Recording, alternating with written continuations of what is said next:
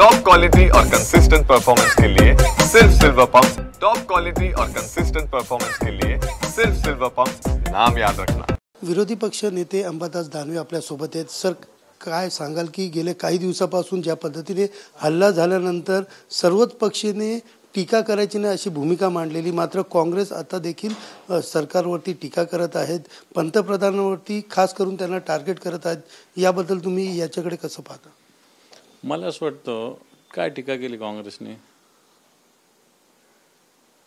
पंतप्रधान जे विदेशाचा दौरा रद्द करतात, सर्वपक्षीय बैठकीत सहभागी व्हायच्याऐवजी बिहारला प्रचाराला जातात, यांच्यावर टीका केली तर काय एवढं मोठं आबाळ कोसळलं का? त्याच्यामुळे मला असं वाटतं जर पंतप्रधानांनी विदेशाचा दौरा रद्द केला, पहलगाम हल्ल्यामुळे रद्द केला, तर त्या बैठकीत सहभागी झाले असते समजलं असतं यांना बिहारची निवडणूक प्रिय आहे पहलगाम हल्ल्यापेक्षा, आणि म्हणून यांच्यावर टीका करणं म्हणजे पाप करणं असं थोडी आहे। दुसरीकडे पाहायला गेलं तर आज 10 ते 12 दिवस उलटून गेलेले आहेत। अनेक पाकिस्तानी जे आहेत ते धमक्या देताना दिसून येत आहेत। अनेक आमच्याकडे मिसाईल आहे अशा प्रकारच्या वेगवेगळ्या धमक्या देतात ते, मात्र अजूनपर्यंत या हल्ल्यानंतर कुठेतरी स्वस्त असेल, म्हणजे ज्या पद्धतीने पंतप्रधानांचे कार्यक्रम सुरू आहेत, तुम्ही या सगळ्यांकडे एक विरोधी पक्ष नेता म्हणून कसे पाहता? हे आता पाकिस्तान बोलणार, पाकिस्तान बाष्फळ गप्पा करणारा देश आहेच। हल्ले काय असे ताबडतोब होत नसतात। काल लगे त्यांनी एका मुलाने एकाला चापट मारली, दुसऱ्याने दुसरी मारली, असं थोडी असतं। याच्यात सगळ्या पद्धतीनं पूर्वतयारी करून, देशाचा विचार करून, देशाच्या मानसिकतेचा विचार करून मग या सगळ्या गोष्टी होत असतात, आणि देशाचं संरक्षण सिद्धता त्या दृष्टीनं सक्षम आहे, आणि त्याच्या मला असं वाटतं योग्य वेळी योग्य तो निर्णय निश्चित सरकार घेईल।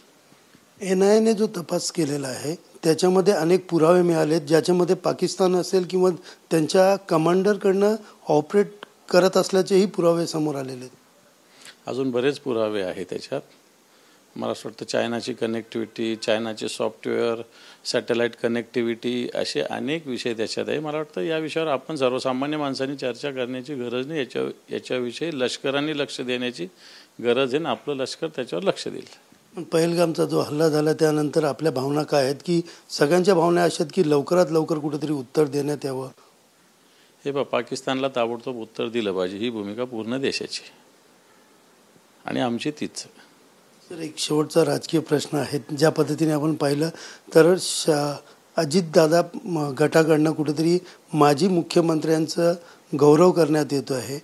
आता शरद पवार असतील किंवा त्याचबरोबर उद्धव ठाकरे असतील, यांना देखील आमंत्रण दिलेलं आहे असं सांगितलं जाते, तर ते जाणार आहेत का? आणि त्यांच्या गौरव पुरस्काराकडे कसं?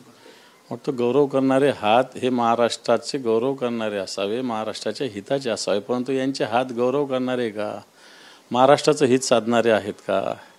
जे लोक दिल्लीची चाकरी करतात, जे लोक आपले उद्योग व्यवसाय सगळे मुंबईचे, महाराष्ट्रातले गुजरातला नेतात, मुंबईचं महत्त्व कमी करण्याचा प्रयत्न करतात, मराठीच्याऐवजी हिंदीचं सक्तीकरण करण्याचा प्रयत्न करतात, हे लोक महाराष्ट्राचा गौरव कसं करतात? आणि म्हणून असे लोक गौरव करत असताना मला वाटतं ही नाटकबाजी, ही धंदेबाजी बंद केली पाहिजे, एवढंच मला वाटतं।